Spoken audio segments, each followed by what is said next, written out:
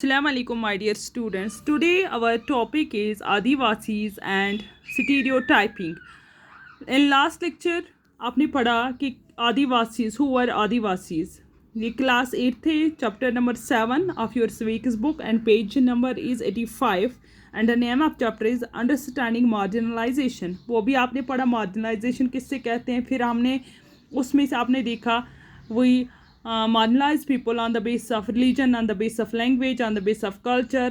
तो इस तरह से आपने वो चीज़ भी पढ़ी. आज जो आपका मेन टॉपिक है वो है आदिवासीज एंड स्टीरियोटाइपिंग. पहले आदिवासीज मैंने आपको पढ़ाया कल कि who are adivasis, who are the real inhabitants of place, तो उनको हम आदिवासीज कहते हैं. यहाँ पे देखो आपके दिमाग में क्या आता है जब हम आदिवासीज की बात करते हैं या ट्राइबल पीपल की बात करते हैं. हमें ये दिमाग में आता है, हमने एक इमेज बना के रखी है जो फिल्मों में देखा या कहीं से सुना है, एक अपना थॉट, अपनी इमेजिनरी जो है इनकी शेप बनाई है कि आदिवासी कैसे हो सकते हैं.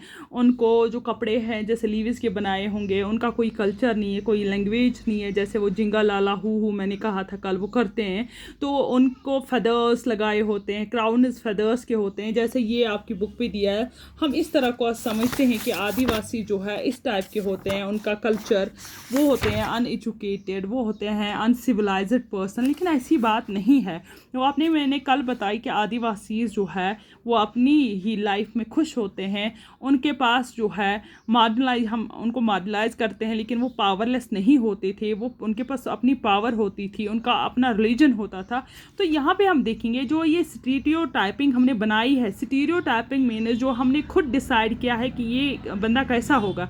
जैसे मैं आपको एग्जांपल दूंगी, जब हम बात करेंगे गर्ल्स एजुकेशन की, हम कहते हैं गर्ल्स एजुकेशन, तो मोस्ट ऑफ जो पीपल है वो सोचते ये है कि गर्ल्स की एजुकेशन जो है वो इम्पॉर्टेंट नहीं है. गर्ल्स को ये समझा जाता था कि वो पढ़ लिख के क्या करेंगे, उनको आखिर घर का काम करना है. लेकिन हम ये भी देख रहे हैं कि हमारे पास कल्पना चावला है, या जैसे जो स्पेस जाए बहुत सारे पायलट्स जो है गर्ल्स बने हैं. कोई ऐसा शोबा नहीं है जहाँ पे गर्ल्स जो है वो अपना जो है लोहा जो है वो मनवा रही है. तो इस तरह से हमने देखा गर्ल्स एजुकेशन भी उतनी इम्पॉर्टेंट है जितनी एक बॉय की एजुकेशन इम्पॉर्टेंट है. हमने देखा कि गर्ल चाइल्ड को भी ऐसी एजुकेशन देनी चाहिए. हमने ये जो हमारी सोसाइटी ने एक स्टीरियोटाइपिंग बना के रखी थी कि गर्ल एजुकेशन इम्पॉर्टेंट नहीं है, हमें ज़्यादा ध्यान देना है बॉयज़ एजुकेशन पे. तो हम इस तरह से हम उनकी डिफरेंस, हम उनकी जो है हम उसको डिस्क्रिमिनेट करते थे. तो इस तरह से ये एक स्टीरियोटाइपिंग जो है इमेज हम बनाते हैं. लेकिन आज आप देख रहे हो हर एक शोबे में जहाँ एक बॉय जो है वो खड़ा है, उसके बरक्स जो है उससे ज़्यादा आज देखते हो कितने बड़े बड़े एग्ज़ाम्स में लड़कियां टॉप करती है, लड़कों को पीछे छोड़ देती है. तो ये वो हमने ब्रेक किया है. इसी तरह से जो स्टीरियोटाइपिंग इमेज हमने आदिवासीज़ की, मैंने एग्जांपल दी आदिवासीज़ की, ये रखी है कि वो अनएजुकेटेड होंगे, उनका कोई कल्चर नहीं है, उनकी कोई लैंग्वेज नहीं है, वो बैकवर्ड है. हम उनके बारे में ऐसी थिंकिंग रखते हैं कि उस तरह से आदिवासीज़ होते हैं. लेकिन ये चीज़ जो है हमें ब्रेक करनी है. हम देखेंगे in India we usually show कि आदिवासी communities in a particular way, thus during school functions or other official events or in books or in movies, Adivasis are invariably portrayed in very stereotypic ways. कहते हैं कि आदिवासी communities जो है जब हमें इनको particular way में शो करना है तो हम क्या कहते हैं, या किसी लोकल फंक्शन में हमें अगर कोई प्रोग्राम होगा आदिवासीज़ के मुताबिक या ट्राइबल पीपल के लिए, तो हम ये समझते हैं, फिल्मों में देखते हैं, हम क्या करते हैं, हम इनके लिए कलरफुल कॉस्ट्यूम बनाते हैं, हेड गियर बनाते हैं, एक ताज सा हेड पे, थ्रो दिया डांसिंग, और उसका ज़्यादा डांसिंग स्टाइल दिखाते हैं. उनके हाथ में एक बड़े सी तीर कमान देते हैं, वो शिकार करके हम दिखाते हैं कि वो जंगलों में जंगली जानवरों का शिकार करते हैं. तो इस तरह से हमने एक इमेजिनरी इनकी जो है इमेज बनाई है. तो इसको हम स्टीरियोटाइपिंग कहते हैं. We seat know very little about the realities of their lives. हमें बिल्कुल भी इनकी रियल लाइफ के बारे में पता नहीं होता है, थोड़ा सा पता होता है. This often Leeds to people believing that they are exotic, primitive and backward. तो ये लोगों का ये ध्यान रहता है कि ये लोग जो है they are the exotic people, they are the primitive people, they are the old people, they are the backward class, they are uneducated, they are uncultured, uncivilized. Often Adivasis are blamed for their lack of advancement as they are believed to be the resistant to change and new ideas. और हम आदिवासीज को ये भी blame करते हैं कि उन्हें lack of advancement है, उनको नॉलेज नहीं है, उनको साइंस एंड टेक्नोलॉजी के बारे में पता नहीं है, उनको जो है न्यू डेवलपमेंट्स के बारे में पता नहीं है. तो ये आइडियाज़ जो है हम बिलीव करते हैं. You will remember that you have read in class 6 the book how stereotypic particularly communities can lead to people discriminating against such groups. तो इस तरह से हम इन ग्रुप्स को, इस तरह के ग्रुप्स को, ट्राइबल पीपल को, जो ऑलरेडी आपने लास्ट क्लास में पढ़ा होगा, हम इस तरह के लोगों को जो है हम डिस्क्रिमिनेट करते हैं, उनको डिस्क्रिमिनेट करते हैं उनके कल्चर से, उनके रिलीजन से, उनकी डेवलपमेंट से. तो आदिवासी की ये स्टीरियोटाइपिक थिंकिंग जो है ये हमें ब्रेक करनी चाहिए. वो रियल लाइफ में वो ऐसे नहीं होते हैं जैसे हमने उनको ये जहन में रखा है. तो इसी तरह से हम देखेंगे आदिवासी और डेवलपमेंट, क्या डेवलपमेंट से आदिवासी पे कुछ असर पड़ा. तो आज हम देखेंगे कि डेवलपमेंट आदिवासी कितने डेवलप हो चुके हैं और कैसे डेवलप हुए. As you have already read in your history textbook, forests were absolutely crucial to be the development of all empires and satellite civilization in India. Metal ores like iron and copper and gold and silver, coal and diamonds, invaluable timber, most medical herbs and animal products like wax, lac, honey, and animals themselves, elephants and the mainstay of the imperial armies all came from the forests. ये हमें बताता है, हमारी book में हमने देखा, आपने भी पढ़ा कि जितनी भी चीज़ें हैं, आपने 6 क्लास में पढ़ा होगा, या जितनी भी चीज़ें हैं जो हमें फॉरेस्ट से मिलती है, बहुत सारे माइनस का रॉ मटेरियल जो है, बहुत सारी फैक्ट्रीज़ का रॉ मटेरियल जो है, जैसे मेटल ओर के बारे या जियोग्राफी में भी आपने पढ़ा, तो यहाँ हम उसको रिलेट करेंगे. जो मेटल ओर्स है, लाइक जैसे उड़ीसा में, झारखंड में, छत्तीसगढ़ में, यहाँ पे हम मेटल ओर्स जो है या वैल्यूबल डायमंड्स जो है, कोल माइनस है, सिल्वर है, गोल्ड है, ये या मेडिकल हर्ब्स है, ये सारी चीज़ें हमें जो है कहाँ से निकलते हैं, फॉरेस्ट से. तो फॉरेस्ट में कौन लोग रहते हैं, आदिवासी. तो आदिवासी को वेल एजुकेशन होती है, इन चीज़ों का इनकी एक्सेस होती है, ये इन्हीं चीज़ों से अपना गुजारा जो है वो करते हैं. या बहुत बड़े एम्पायर्स होते हैं, उनको एलिफेंट्स की ज़रूरत पड़ती थी, एलिफेंट्स को किस तरह से पालना है, या बाकी चीज़ें हर्ब्स या एनिमल प्रोडक्ट जितने भी है, जैसे वैक्स है, हनी है, शहद है, ये चीज़ें हम सारी जो है फॉरेस्ट से लाते थे. इट मीन्स कि in addition in continuation of life depend heavily on the forest. इसका मतलब है हमारी लाइफ भी डिपेंड है फॉरेस्ट्स पे, और आदिवासी की लाइफ भी जो है वो है डिपेंडेंट फॉरेस्ट्स पे. तो आदिवासी जो है they are totally dependent on forests. तो इस तरह से हम देखते हैं इंडिया के जो रिवर्स है उनको रिचार्ज करने में जो है फॉरेस्ट का बहुत बड़ा रोल है. अगर हम फॉरेस्ट को क्लियर करेंगे तो हमारे पास अवेलेबिलिटी ऑफ वाटर जो है या एयर जो है गुड क्वालिटी का, वो हमें नहीं मिलेगा. तो ये चीज़ जो है डेवलपमेंट, आप अगर याद करेंगे, हम हिस्ट्री में जो है आपका एक जो है डिक्यूज़, ट्राइबल पीपल एंड डिक्यूज़ का जो लेक्चर है, वहाँ मैं आपको याद दिलाऊंगी ये चैप्टर. तो वहाँ पे हम देख रहे हैं जब ब्रिटिशर्स यहाँ पे आए, when British people came to India, तो जब उनका रूल स्टार्ट हुआ तो फॉरेस्ट्स के लिए भी उन्होंने बहुत सारे लाज बनाए कि फॉरेस्ट, तो उन लाज की वजह से बहुत असर पड़ा ट्राइबल पीपल पे. वहाँ पे आपको क्वेश्चन भी ये आएगा कि कोलोनियल पीपल जो है उनका असर क्या पड़ा ट्राइबल पीपल के ऊपर. तो इस तरह से उनके लाज जो थे वो बहुत सख्त थे, स्ट्रिक्ट थे. They were not allowing these tribal people to enter into the forests, restricted lands बनाए गए. तो इस तरह से जो फॉरेस्ट्स जो है, अगर हम जब ब्रिटिशर्स आए, दे क्लियर्ड मैनी फॉरेस्ट्स. इन ट्राइबल पीपल को, इनको डिक्यूज़ को, या हम कहेंगे आदिवासी को, इनको वहाँ पे ये जगहें खाली करनी पड़ी. अगर कोई नहीं मानता था, मैंने आपको दादू की कहानी अगर पीछे जो हमने पढ़ी वो याद आई होगी, इनको ज़बरदस्ती इन जंगलों से, या जहाँ पे माइनस निकले, मेटल ओर्स निकले, वहाँ पे उनको शिफ्ट ज़बरदस्ती करवाया गया.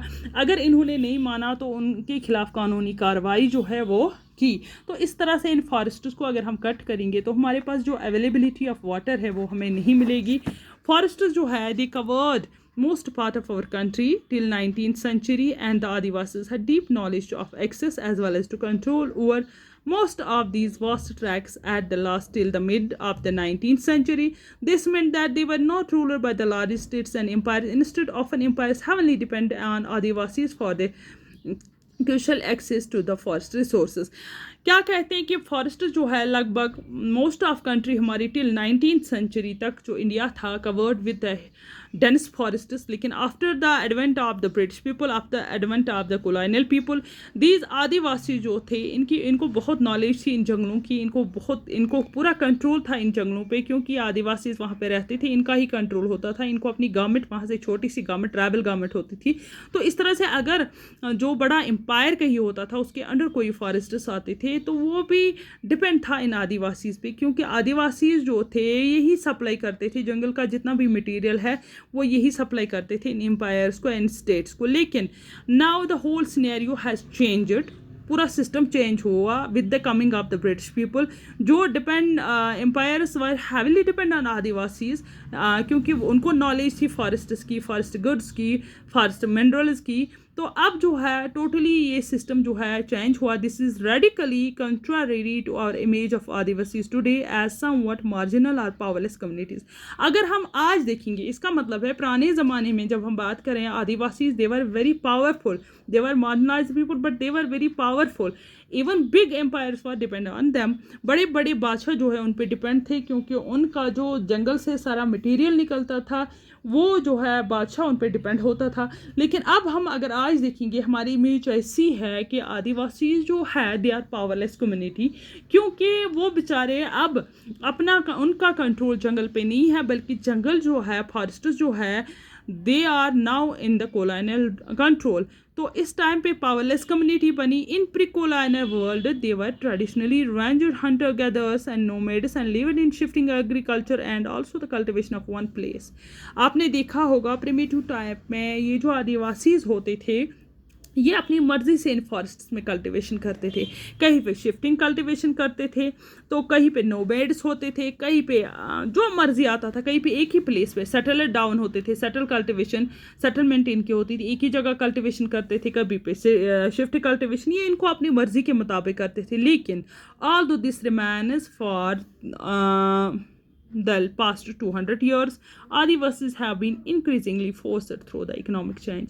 लेकिन 200 years तक ये सब चलता रहा, लेकिन अब आदिवासी जो है they have faced a change that is called the economic change। economic change कैसे हुई? when the new government has come, when the colonial government has come, तो फॉरेस्ट पॉलिसी जो है वो चेंज हो गई, पॉलिटिकल फोर्स अप्लाइड हुआ, तो इस तरह से प्रिमिटिव इंडस्ट्रीज जो है वो ख़त्म हो गई।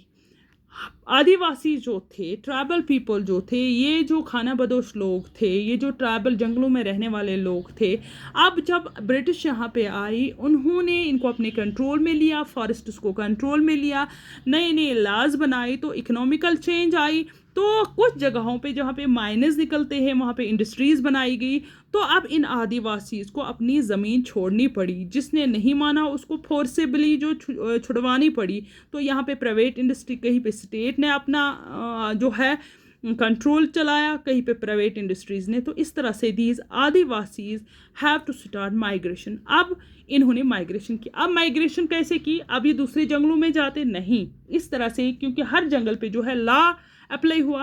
अब जो माइग्रेशन हुई, now these people they were very poor people, तो they migrated to the plantation areas जो थे, जहाँ पे कोयले की कान निकली, कहीं पे अपना रोज़गार ढूंढने के लिए, अपनी जिंदा रहने के लिए, अपना जो है अपनी फैमिली को जो है फीड करने के लिए प्लांटेशंस में मूव हुए।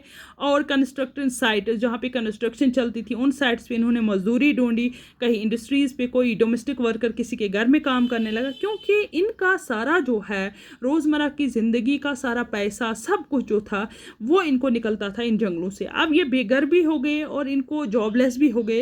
अब ये बाकी जगहों पर कहीं पर मजदूरियाँ करने लगे, कहीं प्लांटेशन पे, कहीं पे कंस्ट्रक्शन साइट्स पे, कहीं डोमेस्टिक वर्कर बने।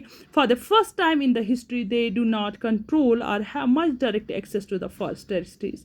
इसका मतलब है हिस्ट्री में पहली बार जो है ये आदिवासी जो है इन्होंने अपना कंट्रोल जो है वो खोया। Now they have no direct access to these forests. अब जंगलों पे भी इनका कंट्रोल नहीं रहा। तो इस तरह से अगर हम देखेंगे फ्रॉम 1830 ऑनवर्ड्स, जो आदिवासी जो थे झारखंड के या एडजॉइनिंग एरियाज़ के, they moved in a large numbers of various plantations in India.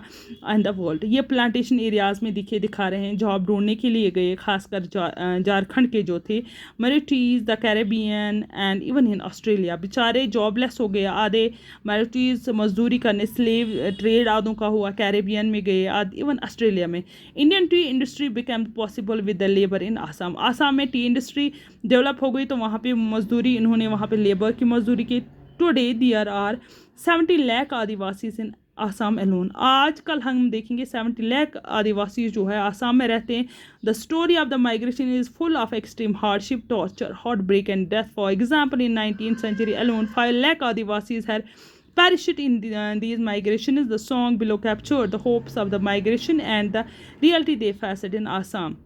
कहते हैं कि आसाम में इन आदिवासियों की जो माइग्रेशन हुई, लगभग लाखों की तादाद में लोग जो है अपने घरों को छोड़ के इन एरियाज़ में चले गए, इन प्लांटेशन में चले गए, इन कोयलों की कानों में काम करने गए, मजदूरी करने गए।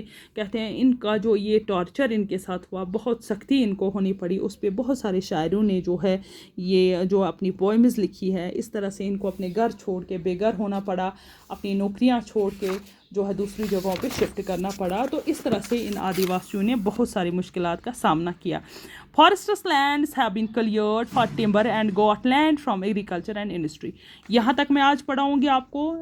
फॉरेस्टर लैंड्स जो है अब इनको क्लियर किया गया क्योंकि new company has came, colonial government has came, they needed timber for the construction of industries, for the construction of railways. उनको रेलवेज़ बनानी थी, इंडस्ट्रीज़ बनानी थी, तो उन्होंने इन जंगलों को जो है वो काटा, तो नए नए रोड्स बनाए, नए नए रेलवे ट्रैक्स बनाए। आपकी बुक पे दिखाया गया है, ये जंगलों को क्लियर किया गया है, यहाँ पे रोड्स बनाए गए, कहीं पे फैक्ट्रीज़ बनाई गई, कहीं पे रेलवेज़ बनाए गए। तो इन आदिवासी को अपना लैंड जो है, अपने जंगल जो है, फॉरेस्ट जो है, ये इनसे छीन लिए गए। I think it is enough for today. Thank you so much. Stay blessed, stay safe.